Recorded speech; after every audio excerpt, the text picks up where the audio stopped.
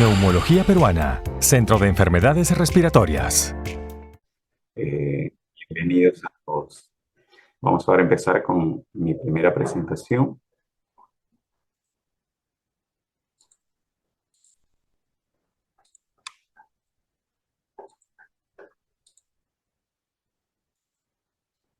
Por favor, me dicen si se puede, si se ve.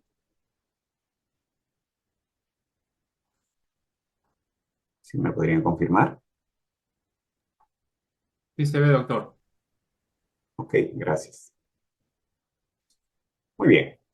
Entonces, vamos a iniciar con las evaluaciones iniciales de un paciente con bronquiectasias. Estos son mis conflictos de intereses. En este diagnóstico inicial, lo primero que tenemos que ver es la historia, los síntomas clínicos del paciente.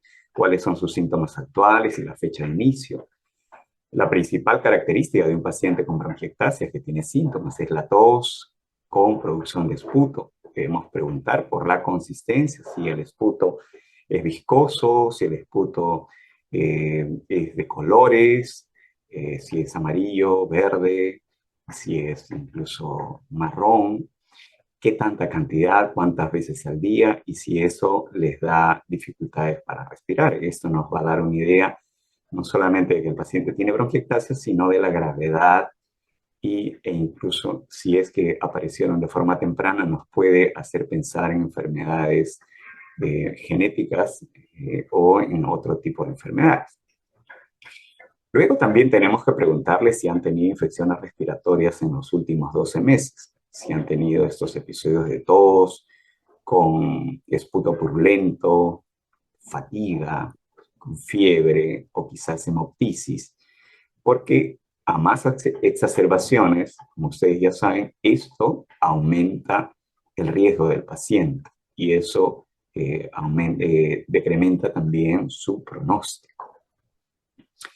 Dentro de la historia clínica debemos de ver las características coexistentes y los diagnósticos previos que pueda haber tenido el paciente. Por ejemplo, un paciente que ha fumado muchos años probablemente pueda tener EPOC y esa puede ser la causa de sus bronquiectasias.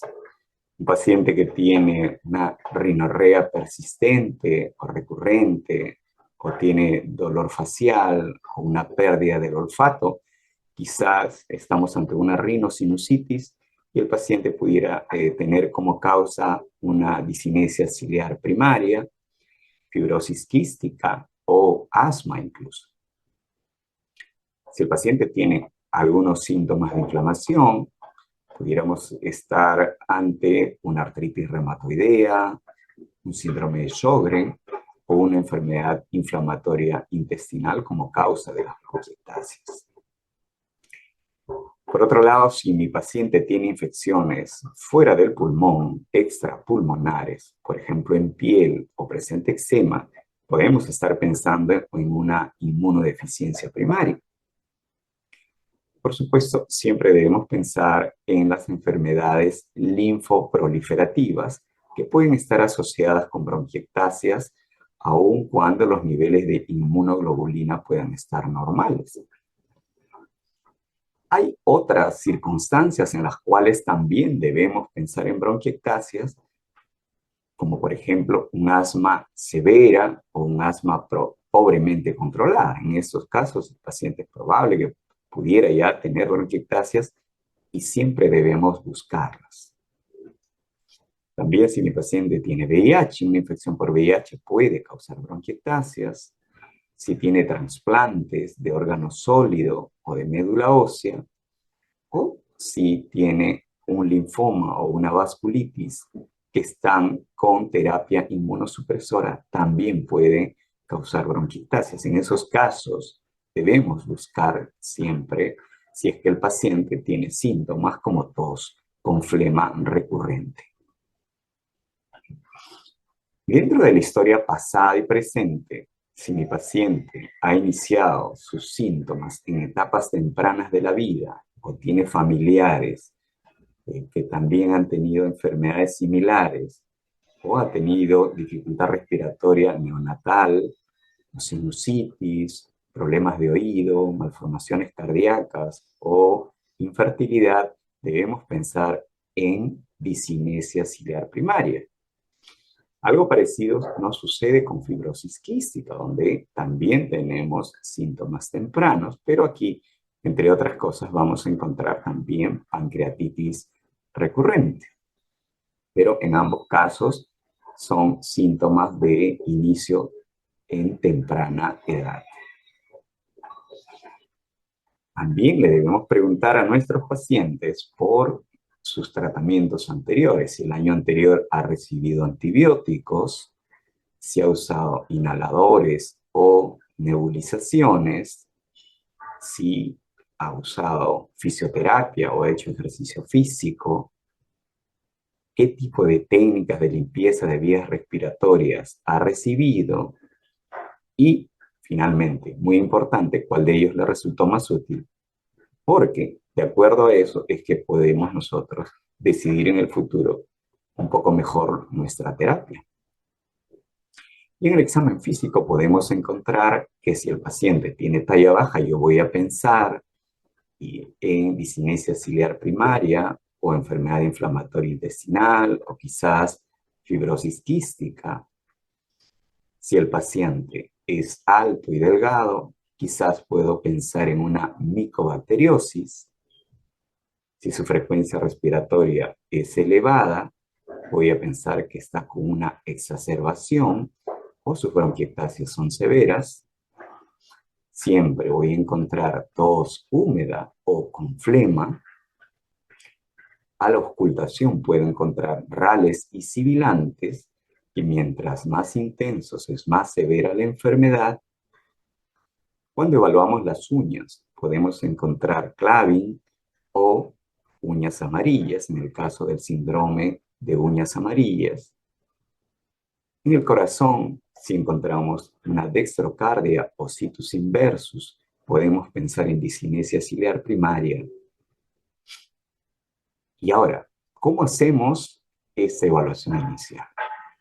Obviamente empezamos con los síntomas y luego podemos pedir una tomografía de tórax, que finalmente es el gold estándar, es mucho más importante incluso que una radiografía. Pero a veces nos va a suceder que nuestro paciente, por otra enfermedad u otros síntomas, le piden la tomografía. Y ahí también podemos encontrar bronquiectasias. Ahora, si a nuestro paciente le encontramos bronquiectasias y no presenta síntomas, a ese paciente solo lo debemos observar y darle medidas preventivas. Ese paciente no va a requerir un tratamiento como el paciente que sí tiene bronquiectasias clínicamente significativas, es decir, con síntomas, con tos, flema, exacerbaciones, etc. El paciente que tiene solamente unas bronquiectasias radiológicas sin síntomas no va a requerir un tratamiento como tal. Bueno, una vez que ya tenemos el diagnóstico de bronquiectasias, vamos a hacer nuestra evaluación etiológica. Es decir, vamos a buscar la causa. Y si hemos encontrado esta causa, pues vamos a manejarlo según lo que corresponde. Pero a veces, entre un 30-50% de los casos, no vamos a encontrar una causa. Y en ese momento, podemos decir que nuestro paciente tiene bronquiectasias idiopáticas. Como les mencionaba, la tomografía de tórax es el gold estándar para hacer el diagnóstico de bronquiectasias. Y esto es muy importante, seguir la etiología según el patrón de distribución en la tomografía. Si las bronquiectasias son focalizadas, es decir, en un solo lugar, podemos pensar en un cuerpo extraño, en una neoplasia, en una estenosis de la vía aérea o en unas linfadenopatías, por ejemplo. Por otro lado, y esto ya es mucho más interesante, si encontramos bronquiectasias de localización difusa, vamos a ver que si están localizados en un lóbulo en especial, tienen ciertas probabilidades de tener una etiología específica.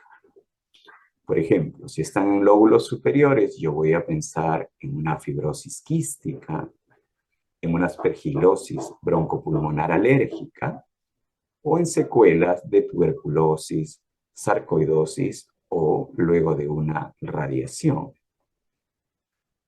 Si está en el lóbulo medio o en la língula, podemos pensar en una micobacteriosis, en una disinesia ciliar primaria y quizá en asma. Y si está en los lóbulos inferiores, pensamos en una aspiración recurrente, una disinesia ciliar primaria, una hipogamma-globulinemia, en fibrosis pulmonar o incluso en un déficit de alfa-1 antitripsina. Atención con esto, que esto es pregunta de examen. Recuerden que al final vamos a tener un examen. Así que esta es pregunta de examen. Si está basado en divisiones bronquiales, si son centrales, por ejemplo, vamos a pensar más en aspergilosis broncopulmonar alérgica o en un Monier-Kuhn. Y si son periféricas, podemos pensar en un síndrome de William Campbell que afecta a los bronquios de cuarto a sexto orden. Bien, la etiología de las bronquiectasias va a depender mucho de su frecuencia. Como ustedes ven acá, las idiopáticas en los diversos registros es la más común, llegando a un 30 o incluso un 50%. Pero luego le siguen las postinfecciosas, llegando el estudio de Ribrón en España, el registro Ribrón, a ser el que presenta la mayor cantidad de postinfecciosas. Y por supuesto, posttuberculosis no se podía quedar atrás, llegando a un 35% en el registro de la India. Como ustedes saben, países más pobres presentan más tuberculosis. EPOC y asma es más frecuente en Estados Unidos, que en otros países llega a 6, 8, 10%. Inmunodeficiencias primarias también es bastante frecuente. La disinesia ciliar primaria en estos casos llega a un 3, 4%, pregunta de examen. En el examen dice 40%. No es tan alto, es frecuente, pero no tanto. Enfermedades sistémicas como las enfermedades difusas de tejido conectivo también andan por ahí, 1, 4%. La aspergilosis broncopulmonar alérgica también es bastante frecuente, llegando a casi un 9% en la India. Y por eso los micólogos más famosos del mundo, de los cuales algunos van a estar hoy con nosotros, entre hoy y mañana, y llega al 9%. Y algo bastante sorprendente es la micobacteriosis, que en Estados Unidos alcanza un 63%, mientras que en el EMBARC solamente en Europa alcanza 1%, o 3% o por 4% en Ribrón. Mucha diferencia realmente. Bien, esta lámina era porque, de acuerdo a estas enfermedades más frecuentes como causa de bronquiectasias, es que vamos a elegir los exámenes que vamos a hacer. Esta es una bonita lámina que nos dice cómo se agrupan muchas de estas causas de las cuales hemos hablado y de las cuales ahora les vamos a explicar cómo es que hacemos la evaluación. Lo primero que tenemos que pedir es un hemograma porque si hay una eosinofilia, estoy pensando en una aspergilosis. Si hay pancitopenia, puedo pensar en una enfermedad hematológica o una inmunodeficiencia primaria. Si yo encuentro, además, solicito una inmunoglobulina E total y esta está por arriba de 500, voy a pensar en una aspergilosis broncopulmonar alérgica. También puedo pensar si está elevada esta IgE, en asma o rinitis o incluso un síndrome de Job. También debemos solicitar una inmunoglobulina E para Aspergillus o en su defecto un PRIC-test para Aspergillus.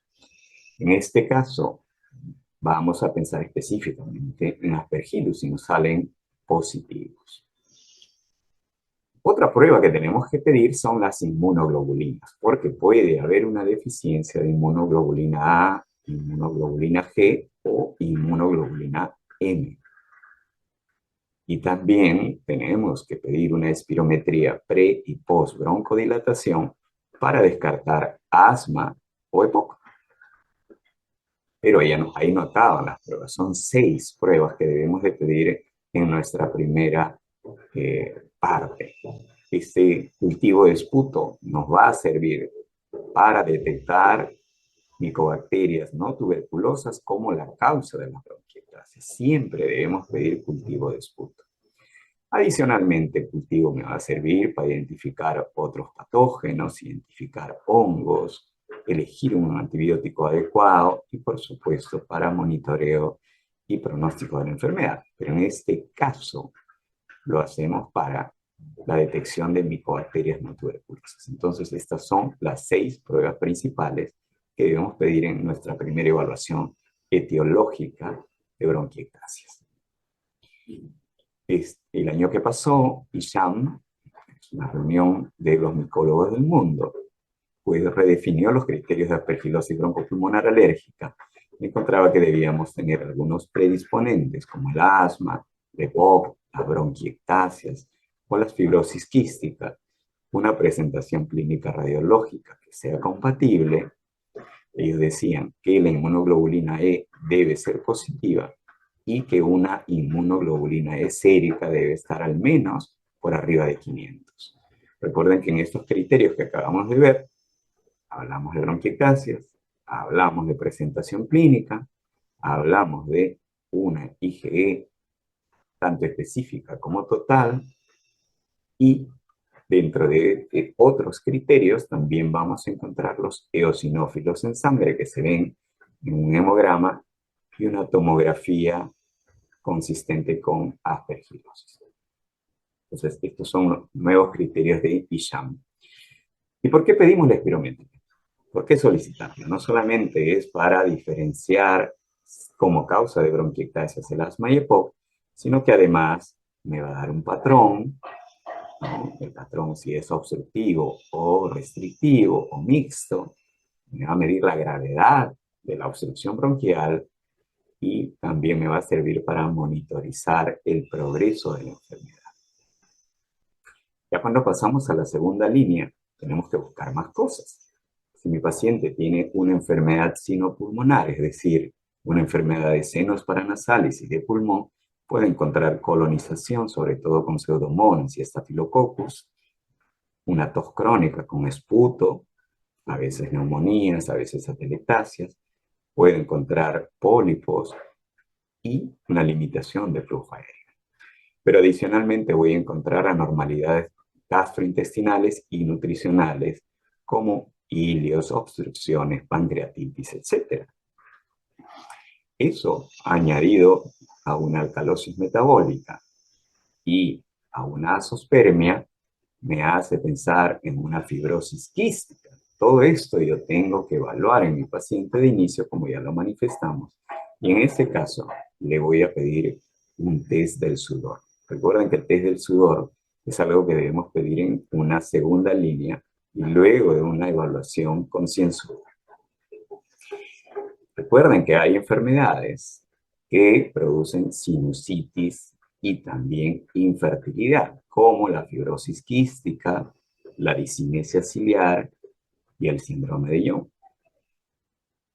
¿no? Como verán, tanto sinusitis como infertilidad se producen en estas 3 tipos de enfermedades. Así que si encontramos un paciente con bronquiectasias y sinusitis o incluso infertilidad, podemos pensar en estas 3 enfermedades principales: fibrosis quística, discinesia ciliar primaria y síndrome de Young.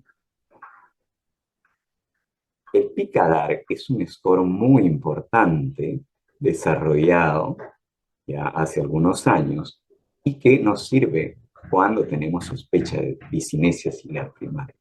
Nos pregunta si el paciente tiene tos húmeda, si nació a término, si tuvo síntomas respiratorios al nacer, si fue ingresado en cuidados intensivos neonatales, si tiene un situs inversus, defectos cardíacos, rinitis o problemas de oído, siendo la que más puntaje recibe la del situs inversus.